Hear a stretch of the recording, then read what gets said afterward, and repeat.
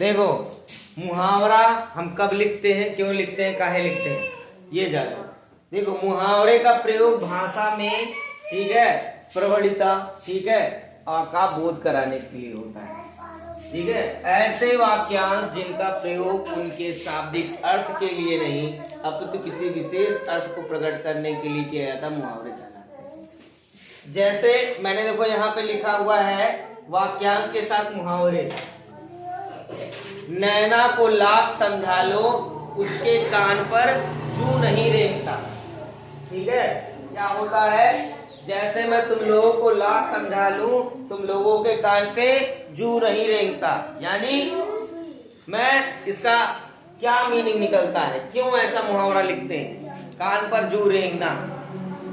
ठीक है, मतलब जो है कभी देखते हो कि जू जो होती है ना छोटी छोटी, तो वो बाल में होता है ना, लेकिन वो कान पे नहीं आता है। तो उसी तरीके से तुम लोग हो कि मैं चाहे जितना पढ़ा लूं लेकिन तुम्हें पढ़ाई समझ में ही नहीं आती है, मेरी कही हुई बातें समझ में ही नहीं आती है, तो उसको क्या कहते हैं, कान पर जू नहीं रेंगता।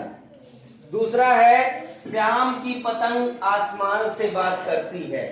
ठीक है, यानी श्याम की पतंग कहाँ, आसमान से बात करने का मतलब क्या हुआ, वो आसमान से बात करने जाती है, हेलो आसमान कैसे हो, फिर क्या करती है, उड़ती है, ऊपर उड़ती है, ऊंचा उड़ती है। ठीक है, यही तो इसका मीनिंग क्या हुआ कि जो श्याम की पतंग है वो कहाँ उड़ती है, ऊंचा उड़ती है, आसमान को छूती है, यही तो ना। लेकिन हम उसको बोलते क्या है, आसमान से बातें करती है। ठीक है, तो ये क्या हो गया, मुहावरा हो गया।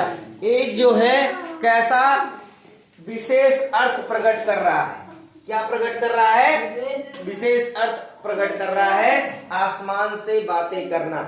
ठीक है, लेकिन उसका अगर जो ऐसे नॉर्मल देखेंगे तो क्या होगा कि जो श्याम की पतंग है वो आसमान को छूती है या बहुत ऊंचा उड़ती है, यही तो कहने का मतलब हुआ। ठीक है, अब देखो कुछ मुहावरे लिखे हुए हैं, जैसे आंख खुलना, आंख खुलना। अब आंख खुलने का अर्थ क्या हुआ, सावधान होना। ठीक है, अब सावधान होने का अर्थ क्या हुआ, मान लो, ठीक है, तुम कोई काम कर रहे, ठीक है, और तुमको उसकी जानकारी नहीं है। ठीक है, मान लो तुम्हें गैस जलाने नहीं आता है या आग पर खाना बनाने नहीं आता है और तुम खाना बनाने चले गए। अब हुआ क्या कि तुमने जलती हुई कढ़ाई छू लिया, जलता हुआ कुछ और छू लिया और हाथ तुम्हारा क्या हुआ, जल गया। तो तुम्हें आइडिया लग गया ना, कहते हैं ना जब ठोकर लगती है तब इंसान को जानकारी मिलती है। तो उसी तरीके से आंख खुलने का मतलब होता है कि एक सेठ जी थे, उनकी तिजोरी से जो उनके यहाँ काम करते थे लोग रोज पैसा चुराया करते थे, लेकिन जब उन्होंने पैसा चुराते हुए देखा तो उनकी आंखें क्या हुई, खुल गई। तो आंखें खुलने का मतलब क्या होता है कि आंख खुलने का मतलब ये नहीं होता कि सुबह सो के उठ जाना। आंख खुलने का मतलब होता है जब किसी चीज के बारे में हमको जानकारी नहीं होती है और वो हमारे सामने आ जाता, हम उसको नहीं कर पाते, हमको ठोकर लग जाती है तो हमारी आंखें खुल जाती है। ठीक है, अब है आशा बांधना। आशा बांधना मीन्स क्या होता है, उम्मीद का होना, अर्थ होता है उम्मीद होना। ठीक है, मान लो तुम पेपर देने गए, अब पेपर में सारे पढ़े हुए क्वेश्चन आ गए तो तुम्हें क्या लगेगा, आशा बच जाएगा कि अब की बार तो हमें 100 में 100 मार्क्स मिलेगा। तो इसमें हमने क्या एग्जाम्पल लिया है, ईमानदार अफसर को देखकर रामू के मन में इंसाफ मिलने की आस बंध गई।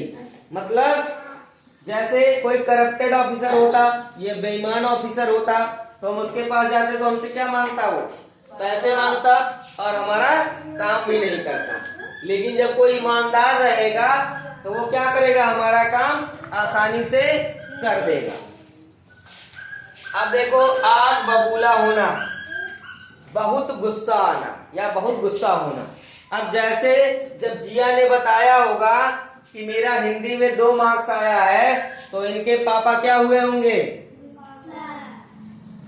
गुस्सा नहीं, बहुत गुस्सा हुए होंगे, आग बबूला हो गए होंगे। हाँ, इतना कम नंबर कैसे आया? ऐसे बोलते हैं ना, बोलते ही नहीं बोलते? मान लो तुमसे कोई काम मना किया गया और बार बार मना किया जा रहा है। दीपांशु घूमने गए रुधौली, ठीक है, अब उनके घर वाले मना कर रहे हैं कि रुधौली नहीं जाना है, फिर उठाए साइकिल चल दिए, फिर मना किया, फिर उठाए साइकिल चल दिए, तो तीसरी बार क्या करेंगे दीपांशु को? हैं? पीट देंगे ना।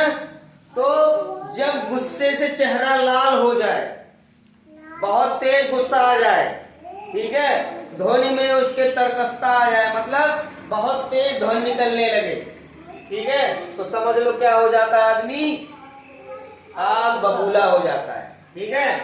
तो फिर दीपांशु के साथ क्या होगा? पहले तो खूब तेज तेज गुस्सा करेंगे, उसके बाद डंडे से पीटेंगे। तो ऐसे ही देखो, रवि के तीसरे बार फेल होने पर उसके पिताजी क्या हुए? आग बबूला हो गए, ठीक है। अब चौथा है कुआं खोदना, ठीक है। कहते हैं ना, हम लोगों में कहावत है कि जब तुम दूसरों के लिए कुआं खोदोगे तो तुम्हारे लिए खाई तैयार रहेगा, ठीक है। तो होता क्या है, जब हम कुआं खोदने का मुहावरा कहते हैं तो मतलब हानि पहुंचाने का प्रयत्न करता है, ठीक है। हानि पहुंचाने का क्या करना होता है? प्रयत्न करना। यानी यहाँ है जो औरों के लिए क्या खोदता है? कुआं खोदता है, वह उसमें स्वयं गिर जाता है। इसीलिए कभी किसी के लिए कुआं नहीं खोदना चाहिए, उसको हानि पहुंचाने का प्रयत्न नहीं करना चाहिए, नहीं खुद का नुकसान हो जाता है, ठीक है। उसके बाद है किस्मत चमकना, यानी भाग्य खुलना, ठीक है। मान लो तुम्हारा कोई सामान नहीं बिक रहा है, ठीक है, और हमने क्या किया, वो महंगे दामों पे बिकने लगा, तो तुम्हारा क्या हो जाएगा? फायदा हो जाएगा कि नहीं होगा? हो जाएगा ना, ठीक है। मान लो तुम्हारे यहाँ कोई सामान पड़ा हुआ है बहुत दिनों से, वो यूज में नहीं है और वो कबाड़े में फेंका हुआ है, अचानक कोई आया और कोई 2 रुपया नहीं दे रहा था और कहा उसने कि 100 रुपया दे रहा हूं मैं, तो उसको दे दो, तो तुम्हारा किस्मत क्या हो जाएगा? चमक जाएगा, ठीक है।